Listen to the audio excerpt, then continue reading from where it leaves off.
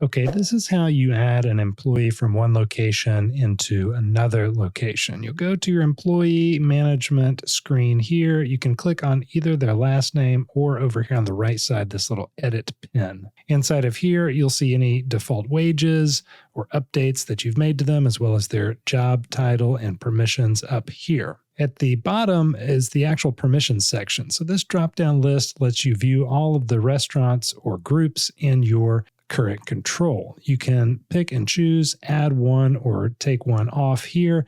You can see I've already been assigned all of our locations, but once you have made your changes, click Save.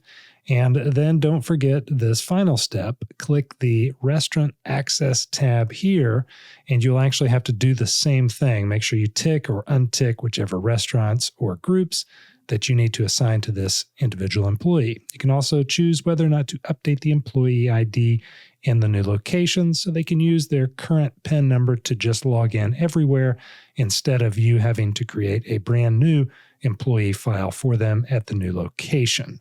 Check out this video next if you'd like to see some more information on adding and editing items in Toast.